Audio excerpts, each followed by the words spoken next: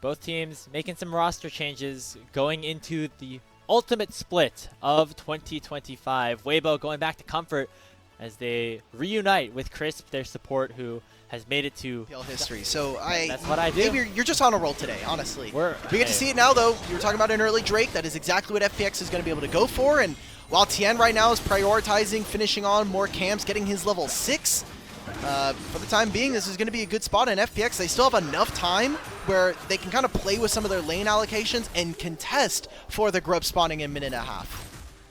Maybe they could try to look for a fight. It's going to be a single grub going over to Weibo. And they've even moved Sheer now over to this play. Tien gets 2 of them. That's incredible. Yeah, nice usage of that execute with the Common Spear on top of the smite. Pretty easy lockdown, and even if you just get 2 for 1, do it again. An advantageous situation. Can Tien get the execute here on the snipe? IYY does have this smite, but Tien's gonna just bully the rookie out and pick up the 3rd grub for himself. Yeah, the Crescent Guard has come out and Carries has arrived, using that seismic shove to try to lock down Tien, taking him to half HP. But IYY will go down. That's first blood for Weibo Gaming, and Light still dishing out some DPS. But Jachi's now arrived to the fight. Dredge Line not gonna connect on the Light, and it makes it a 1-for-1 so far. Breathe on the way. Accelerated Shock Blast will do a little bit of damage and do only enough to push FPX away. Tien getting into position to start a fight around this dragon, which FPX actually are the ones to aggro first. Xiaohu does have that shockwave available as the Grand Starfall does come in. Maybe the seismic shoved, but not enough damage as IYY once again gets taken down. Light gets the first kill, force the flash out of Jue, but Crisp has arrived with the quickness. Shockwave on top of the blast cone cancel is beautifully executed by Weibo. It's a triple kill for Light, and Weibo seem like they're fully back with their new support and arm. The advantage, over-breathe in the situation. This could have been a numbers fight for FPX, but instead they lose out on the feat of warfare. They're going to now lose out on the second objective of the game. Some of the ramifications of that last fight. There's no flash for Care. He cannot step up confidently when there's a Rakan and this Orianna. Now in a side lane, right before his flash is up, Care gets solo killed by Xiaohu. Oh, man. Of FPX, at least in this roster, in this draft, was the fact that on 1-2 items, they were going to be very strong. You're going to be sitting there with Care on this Talia. You're going to have this Ezreal as well, and it does not look like it's coming together. Oh, Care. Weibo. All right, well, he had flash that time. So. Not a care in the world. Yeah. Not using it that time. Hey, nicely done. We're saving that for maybe a better chance at survival. Tier 1 tower taken down on the top side of the map. Gold lead opened up to 3,500.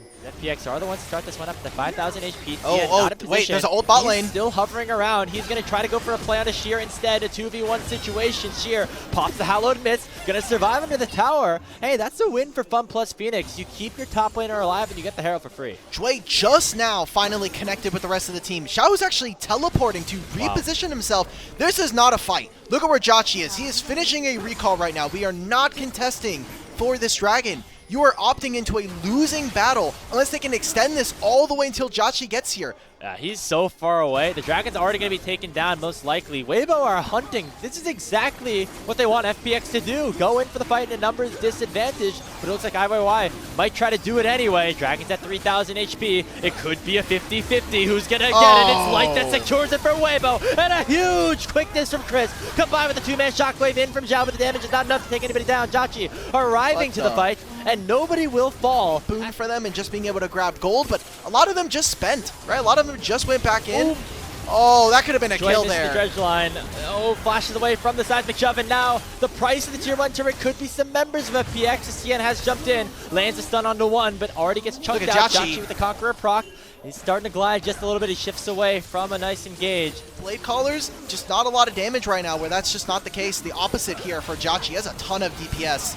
Care flying on through. Let's see what he can do. IYY jump on the Crisp. He's down to 500 HP. Otacon, which was started up by Weibo, is at 3K. Woo! Will it get taken down? It's going to be Jue who steals it away with a Spellbook Smite. And FunPlus Phoenix will get away with an absolute robbery. For Xiaohu, it is only barely half a level here for Jachi, and the parts that matter, I mean, FPX will say thank you for the buff, but I think Weibo, this is just a pit stop on their way to victory. They'll get one on the Sheer. But hey, FPX extending things a little bit longer.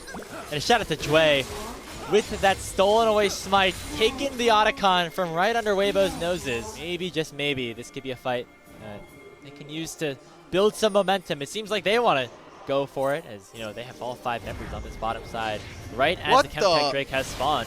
And they're just going to get it for free, seemingly. Xiaohu teleporting away from the fight. They're looking to try to control mid instead. Unless Tien can steal it away. He throws out the spear, but nicely timed by IYY to make sure he can lock down that smite. And now it is Care going forward with the Weaver's Wall. Crisp gets stunned up. 2-man Shockwave, though, does land on the main carries of FPX and forces them to back away.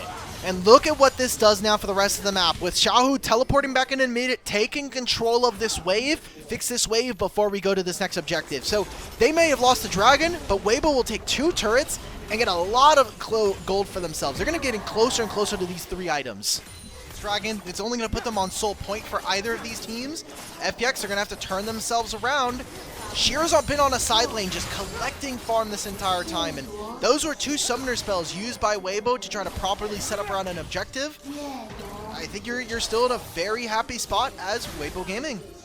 Yeah, you know, to be fair to Shear, he's 2,000 gold down, but he has picked up a lot of farm. He is level 16, has that Seeker's Arm Guard. He would be powerful in a potential team fight that does open up.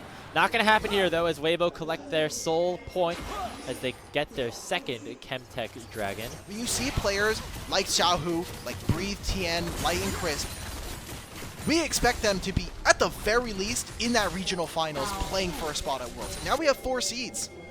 You know, all 5 of these guys were at Worlds last year. 4 out of the 5 on the same team in Weibo Gaming, where they made it all the way to the semi-finals. So certainly nothing that these guys are not used to. Internationals are kind of the baseline expectation for these players. The fact that they have not been able to reach that yet, certainly a bit shocking, but have plenty of time to turn it around. As they start up this Baron in 32 minutes, Dway gonna go for the flash engage on their Breathe. Combined with the seismic shove, actually gonna be the Jace taking a lot of damage, but Light's able to shut down Dway on the back end of things with the Baron already claimed.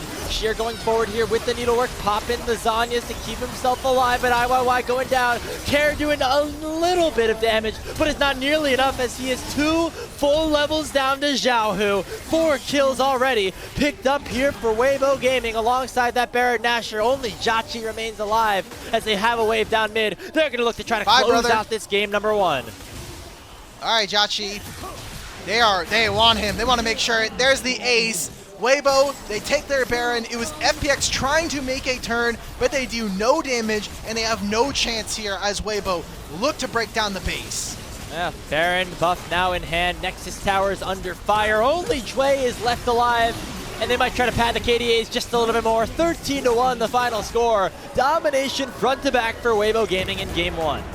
These were some of the best highlights from today's matchup. Which moment was your favorite? Let me know in the comment section below. This is OP, and I'll see you tomorrow. Take care.